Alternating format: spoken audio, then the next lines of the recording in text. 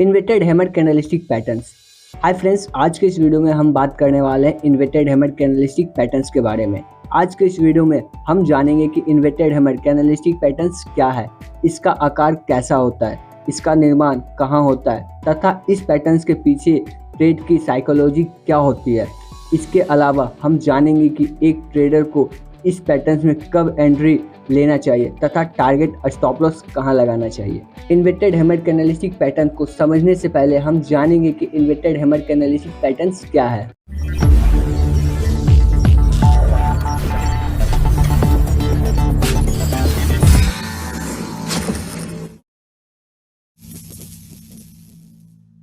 इस कैंडल में बॉडी नीचे की तरफ होती है तथा कैंडल्स का अपर शैडो बॉडी से भी दुगनी अधिक होती है, तब इस प्रकार के कैंडल्स को इन्वर्टेड हैमर कैंडलस्टिक पैटर्न कहा जाता है। इस कैंडल में लोअर शैडो या तो बहुत ही छोटी होती है या फिर नहीं होती है। इस कैंडल में लोअर शैडो का ना होना या छोटा होना यह दर्शाता है कि बुल्स ने शेयर की कीमत को कमजोर नहीं होने दिया है तथा नीचे गिरावट होने के बाद एक्टिव्स होकर खरीदारी करने लगे तथा शेयर को ऊपर लेकर आ गए। ट्रेडर्स के रिवर्सल होने के संकेत यहीं से मिल जाता है। यह कैंडल ट्रेंड रिवर्सल होता है जो डाउन ट्रेड को अप ट्रेड में बदल देता है।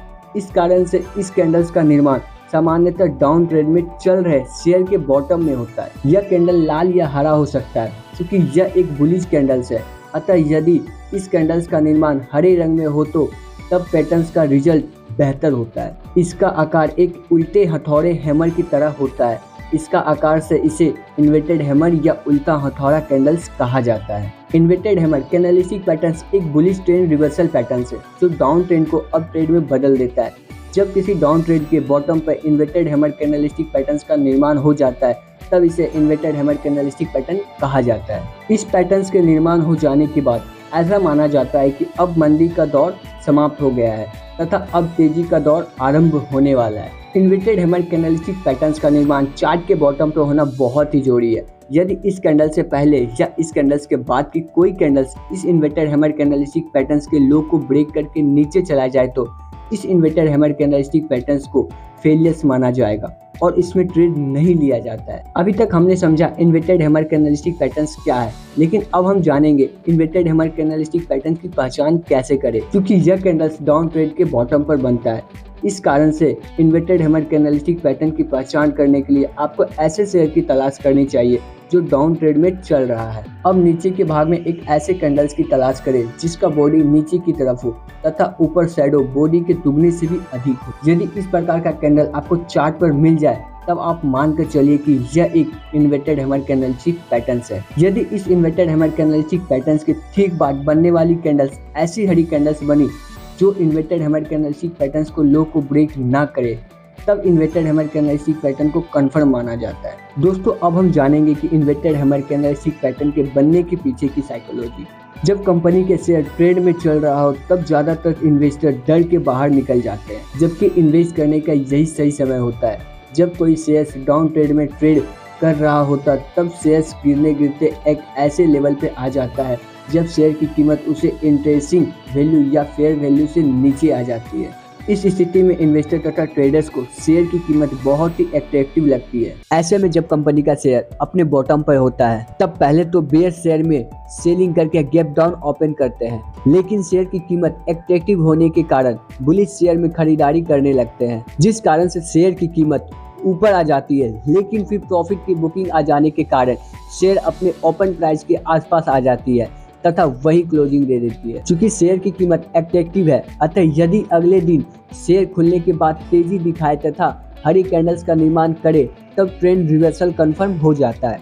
इस प्रकार से दिन प्रतिदिन शेयर में खरीदारी आरंभ हो जाता है तथा शेयर समय दर समय ऊपर जाने लगता है। तो फ्रेंड्स, अब हम जानेंगे इन्वर्टेड हैमर कैंडलस्टिक पैटर्न्स में ट्रेड कब ले। जब किसी डाउन ट्रेड में शेयर के बॉटम पर इन्वर्टेड हैमर कैंडलस्टिक पैटर्न्स का निर्माण हो जाता है तब इसे इन्वर्टेड हैमर कैंडलस्टिक पैटर्न कहा जाता है। यदि इस इन्वर्टेड हैमर कैंडल्स के बाद किसी ऐसे बुलिश कैंडल्स का निर्माण हो जाए जिसका लो इन्वर्टेड हैमर कैंडल्स के लो को ब्रेक ना करे तब इस पैटर्न्स को कंफर्म पैटर्न्स माना जाता है। जब इस बुलिश पैटर्न कंफर्मेशन कैंडल्स के बाद बनने वाली कैंडल्स इस पैटर्न्स कंफर्मेशन कैंडल के हाई को ब्रेक करके ऊपर निकल जाए तब ट्रेडर्स खरीदारी में अपना पोजीशन बनाते हैं। पैटर्न कंफर्मेशन कैंडल का हाई ब्रेक करने वाले कैंडल्स को एंट्री कंफर्मेशन कैंडल्स कहा जाता है। काफी सारे ऐसे न्यू ट्रेडर्स हैं जो इन्वर्टेड हैमर कैंडलस्टिक पैटर्न्स के हाई ब्रेक करने के बाद तुरंत ट्रेड ले लेते हैं, जो कि ये सही तरीका नहीं है, क्योंकि इस पैटर्न की जानकारी शेयर बाजार में काम करने वाले लगभग सभी लोगों को होती है।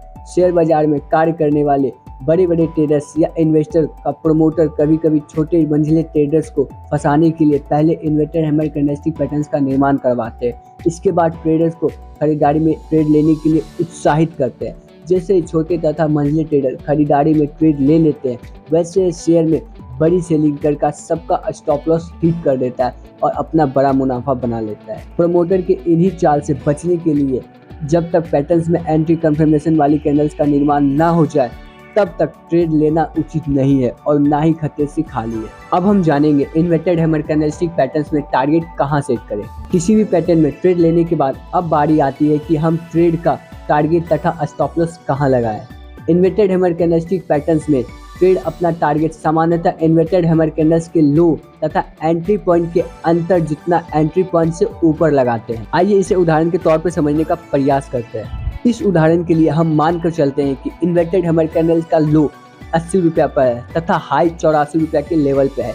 इसके बाद बनने वाली bullish candle inverted hammer candles के लो 83 रुपये पे तथा हाई 86 रुपये के लेवल पे है। अब हम मान लेते हैं कि ट्रेड में एंट्री का संकेत देने वाली candles bullish candles confirmation candles के हाई 86 को ब्रेकआउट कर ऊपर निकल जाती है, अर्थात इस स्थिति में ट्रेडर्स अपना टारगेट 92 रुपये के लेवल पर लगाएंगे। यदि आप सेफ ट्रेडर्स है तब आप 1:1 का टारगेट लेकर अपना प्रॉफिट बुक कर सकते हैं। लेकिन यदि आप बड़ी मात्रा में ट्रेड करते हैं तथा आप अपने टारगेट को बड़ा बनाना चाहते हैं, तब हमारे पास आपके एक उपाय है जिसका प्रयोग कर आप अपने ट्रेड का टारगेट बड़ा कर सकते हैं। इसके लिए आपको 1:1 का टारगेट मिल जाने के बाद 50% प्रॉफिट बुक कर लेना चाहिए। बचे हुए शेयर को होल्ड किए रहिए तथा शेयर के चार्ट पर अपनी नजरें बनाए रखें। जब आपको चार्ट के छोटे टाइम फ्रेम पर कोई ट्रेंड रिवर्सल पैटर्न दिखाई दे, तब आप ट्रेड में एग्जिट कर अपने प्रॉफिट को बुक कर सकते हैं। ऐसे ही ट्रेडर्स अपना टारगेट तथा स्टॉप लॉस ट्रेल करते रहते हैं। अब हम जानेंगे इन्वर्टेड हैमर कैंडलस्टिक पैटर्न में अपना स्टॉप लॉस कहां सेट करें। किसी भी पैटर्न में ट्रेड लेने के बाद ट्रेडर्स को सबसे पहले स्टॉप लॉस को सेट करना चाहिए। इन्वर्टेड हैमर कैंडलस्टिक पैटर्न्स में ट्रेडर्स को अपना stop loss inverted hammer candlestick patterns के लो पर लगाना चाहिए। उदाहरण के माने तो ट्रेडर्स अपना स्टॉप लॉस 80 रुपये के लेवल पे लगा सकते हैं। मेरे प्रिय व्यूअर्स, आज के इस वीडियो में हमने जाना इन्वर्टेड हैमर कैंडलस्टिक पैटर्न्स क्या है, इसके निर्माण के पीछे ट्रेडर्स की कौन सी साइकोलॉजी कार्य करती है। इसके साथ हमने जाना कि इस पैटर्न में ट्रेडर्स अपना टारगेट तथा स्टॉप लॉस कहां लगाते हैं। मैं आशा करता हूं कि अब आपको इन्वर्टेड हैमर कैंडलस्टिक पैटर्न में ट्रेड करने में किसी भी प्रकार की समस्या नहीं होगी। आपको हमारा ये वीडियो कैसा लगा हमें कमेंट करके जरूर बताएं। यदि आपको यह वीडियो अच्छा लगा तो इसे अपने दोस्तों के साथ जरूर शेयर करें। और हाँ, आप हमसे लगातार जुड़े रहने के लिए आप इस चैनल को सब्सक्राइब कर सकते हैं, ताकि हर एक अपडेटेड वीडियो आप तक सबसे पहले पहुंच सके।